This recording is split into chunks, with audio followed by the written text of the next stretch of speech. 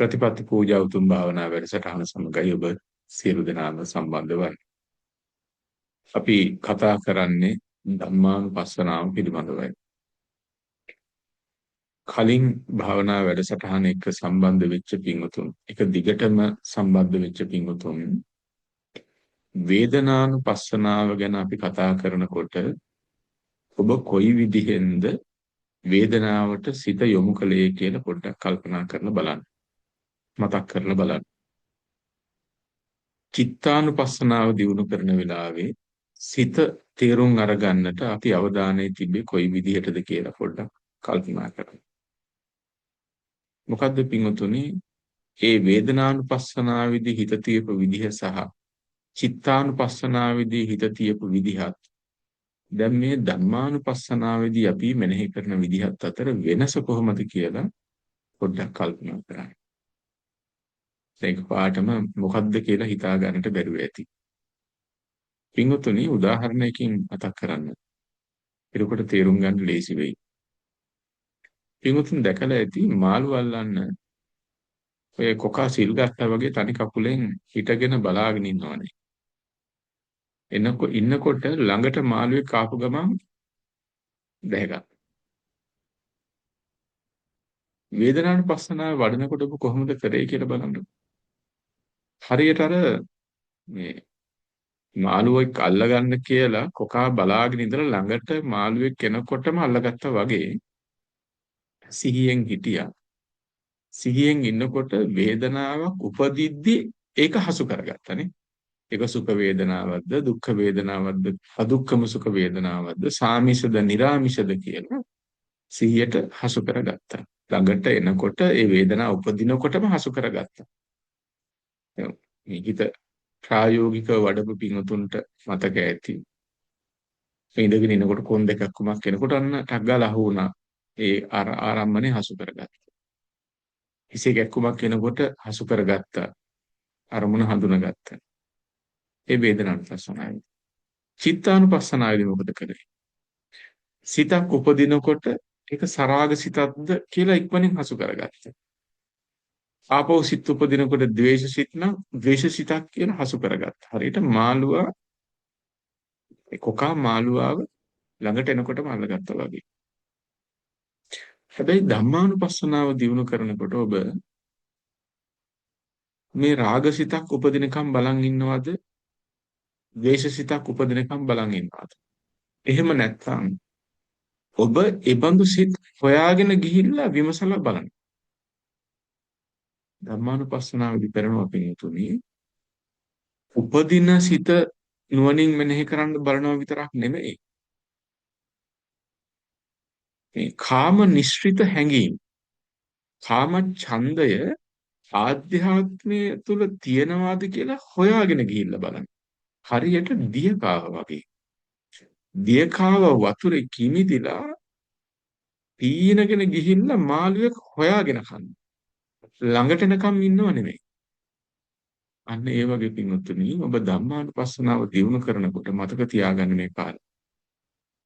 හිතට එන සිටිවිල්ල නුවණින් විමසනවා විතරක් නෙමෙයි. මෙබඳු වූ කාමච්ඡන්දය මා තුළ තියෙනවාද කියලා හිත විමසලා බලන්න. හරියට නිකන් හොයාගෙන ගිහිල්ලා අල්ලගත්තා වගේ. අටිගය Taman තුල තියෙනවද කියලා හොයාගෙන ගිහිල්ලා අල්ලගත්තා වගේ. මතක තියාගන්න මේ භාවනාව කරනකොට ඔබ එන අරමුණ විතරක් නෙමෙයි එහෙම දේවල් හිතේ තියෙනවද කියලා හිත විමසලා හොඳට හාරවුස්සලා පෙරලලා අස්සේ මුල්ලේ තියෙන ගති ලක්ෂණත් එක්ක හඳුනා ගන්න එක විශේෂයෙන්ම මෙහිදී සිද්ධ කරන්නේ මේ ධම්මානුපස්සනාවේදී. එහෙනම් මේක හරියට පින්වතුනි අර ගයක් උතුපතු ගන්නකොට සුද්ධ පවිත්‍ර කරනකොට අහුමුළු වලට කොස්ස දදා සුද්ධ පවිත්‍ර කරනවා වගේ හිතේ අහුමුළු වලත් එක්ක සැඟවී තියෙන කෙලෙස් හඳුනා ගනිමින් සොයා යමින් හඳුනා ගනිමින් නුවණින් මෙනෙහි කරමින් බැහැර කිරීමක් මේකෙදි සිද්ධ කරන්නේ. මම හිතනවා ඔබට කාරණාව දැන් පැහැදිලි ඇති කියලා. මේ ධම්මානුපස්සනාව වඩනකොට අපි කරන්න ඕන මොකද්ද කියලා. මේ හොඳින් තේරුම් අරගන්න කිව්වොත් භාවනා කරනකොට ඒක හරි පහසුයි. එතකොට පළමු පියවර හැටියට ඔබ සොයා යන්න ඔබේ සිතක තියෙන කාමච්ඡන්දය. පංචකාමයන්ට මේ සිත කොයිතරම් ගැතිද?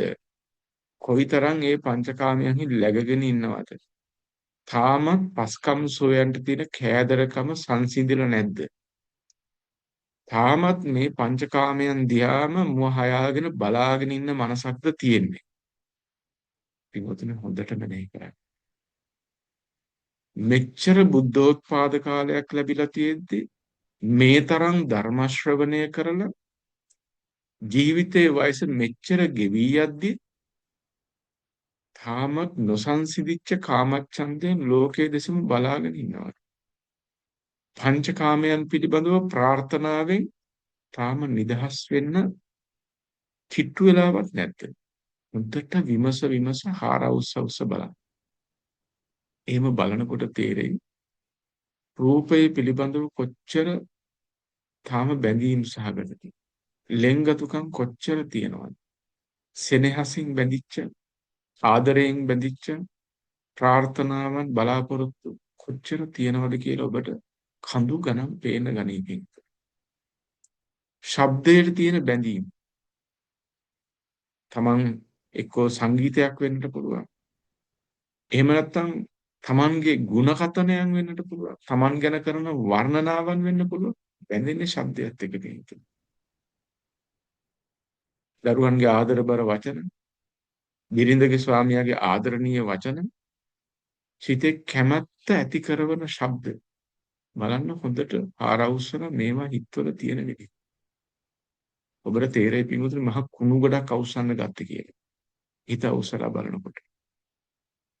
මේ හිතේ තියෙන කුණු ගොඩ එළියෙන් දැම්මොත් ඒක සුද්ධ කරන එක ලේසි නෑ කියලා තේරෙයි.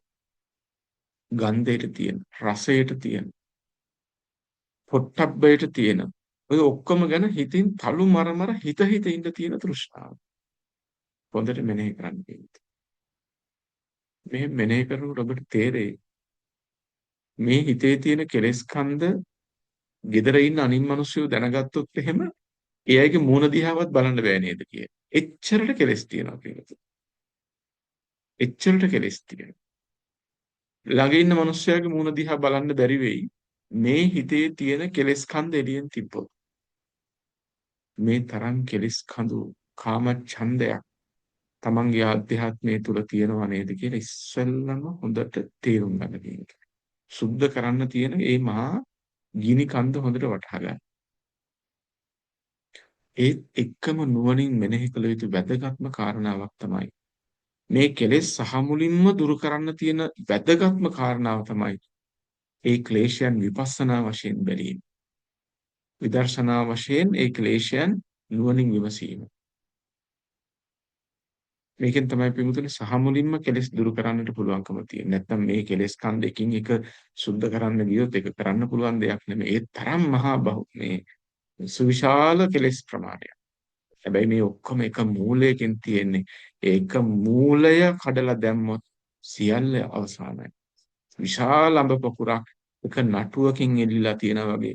හරියට නටුව සිඳින්න පුළුවන් වුණොත් උඹ පොකුරම බිමට වැටෙනවා වගේමයි පින්වතුනි. ක්ලේශයන්ගේ එක මූලය හරියට සිඳගත්තොත් සමස්ත ක්ලේශයම බිමට වැටෙනවා. මොකක්ද ඒ ක්ලේශ මූලය? ඊයේත් ඔබට මතක් කරලා යන්නේ ඒකයි. අදත් හොඳට ඒක තේරුම් අරගන්න බලන්න. අපිට මේ ලෝකයට මෙච්චර බැඳීම් තියෙන්නේ, මෙච්චර කෑදරකම්, මෙච්චර ප්‍රාර්ථනාවන් තියෙන නිකන් නෙමෙයි. අපිට හිතනවා පින්වතුනි ඒ දේවල් මෙහි තියෙනවා. හරි වටින දේවල් මෙච්චර වටින මේ තරම් සැප විඳින්න පුළුවන් දේවල් මේ බාහිර ලෝකේ තියෙනවා කියලා හිතනවා. අපිට පේන්නේ එහෙමමයි. ඇහෙන් බැලුවමත් පේන්නේ එහෙම. කනෙන් ඇහුවම ඇහෙන්නෙත් එහෙම. ආයතනයෙන් කෝකෙන් අරමුණු කරත් මේ තියෙන දේවල් හැටියටමයි පේන්නේ. අපි ආදරය කරන සෙනෙහසින් බැඳිච්ච අය මේ ලෝකේ ඉන්නවා කියලාම හිතනවා. එහෙමමයි දැනෙන්නේ. ඔය ඔක්කොම ඇසුරු කරන මම ඉන්නවා කියලාම ප්‍රකටයි. මේ අතින් අල්ලලා බලන්නත් පුළුවන් මේ ඉන්නේ මම කියලා හිතෙනවා. පින්වතුනි ඔන්න ඔය රැවටිල්ල දුරු කරන තුරු කෙලස් දුරු කරන්න බෑ. ඒ නිසා නුවණින් විමසලා බලන්න මම කියලා මේ ප්‍රකට වෙන්නේ ඇත්තටම තියෙන දේද නැත්නම් අවිද්‍යාසගත මනසටද මේ මම ඉන්නවා කියලා ප්‍රකට වුණේ. වැරදි වැටහීමක්ද තියෙන්නේ කියලා බලන්න. ඔබට හසු වෙයි වැරදි වැටහීමක් කියලා. යථා භූතය තුළ තියෙන ස්කන්ධ ටික කියලා විතරක් හසු වෙන්නට ඕන. මං ආදරය කරන මං කැමැතිම උදවිය ඉන්නවා. මගේ පවුලේ අය, මගේ හිතවන්තයෝ, මගේ දරුවෝ ටික ඉන්නවා කියලාම ඔබට හිතෙන්නේ. නුවණින් හොඳට විමසන්න මේ වෙලාවේ ඉන්නා ඌම අය මට ප්‍රකට වෙනවද? ඉන්නවාමයි කියලා හිතනවද එහෙම? ඔබට තේරෙයි අවිද්‍යාවෙන් වහලා චේතනාවෙන් ඒ විදිහට පිළියෙල කරපු නිසා ඉන්නවමයි කියලා වැරදි ගැනීමක් තියෙනවා. යථා භූතයේ තුල ස්කන්ධ ධර්ම ටිකක් ඉපද නිරුද්ධ වෙනවා කියන්නේ. ගොඩාක් වටින දේවල් මෙහි තියෙනවා. මගේ රස්සාව, මගේ සල්ලි ටික, මගේ ගෙදර දොර කියලා වැටහෙයි. ඉන්නා දේවල්ම තියනා දේවල්මද තියනවා කියලා වරදවා වැටහෙනවද කියලා බලන්න. ඔබට තේරෙයි පින්වතුනි. යථා භූතයේ තුල විද්‍යමාන ධර්මයන් තුල යථා භූත වශයෙන් තියෙන්නේ. යථා භූත වශයෙන් විද්‍යමාන වෙන්නේ ස්කන්ධ ධර්මය ටික විතරයි. එහෙනම් මෙච්චර වටින දේවල් කියලා මේ ප්‍රකට වෙලා තියෙන්නේ අවිද්‍යාවෙන් ඔසවන ලද චේතනාවන්ගෙන් පිළියෙල කරන ලද ටික. මිසක් යථා භූතේ නෙමෙයි. ඔන්න ඔය ටික හොඳට හසු වුණොත් පින්වතුනි ඔබේ නුවණට හොඳට ප්‍රකට වුණොත් ඔබට තේරෙයි බැඳෙන්න පුද්ගලයෙක් ඉන්නව නෙමෙයි පුද්ගලයෙක් ඉන්නවා කියලා වැරදි අදහසක් හටගත්තේ. බැඳෙන්න පුද්ගලයෝ ඉන්නවා කියලා වැරදි අදහසක් හටගත්තා. බැඳෙන්න දේවල් තියෙනවා කියලා වැරදි අදහසක් හටගත්තා. ඒ මිච්ඡා සංකල්පනේ ඉන්න නිසා එහෙම වැටහුණා මිසක් යථාර්ථයේ තුල එහෙම දේවල් තියෙනවා නෙමෙයි නේද කියලා හොඳට අවබෝධ වෙන්න. මෙන්න මේ අවබෝධය එන තුරාවට විමසන්න දෙයක්. අරමුණු හොයා යමින් තේරුම් අරගනිමින් විමසන්න ඒවා. ඒ විමසන්න හිතේ තියෙන කාමච්ඡන්දේ බැහැර වෙලා යනවා.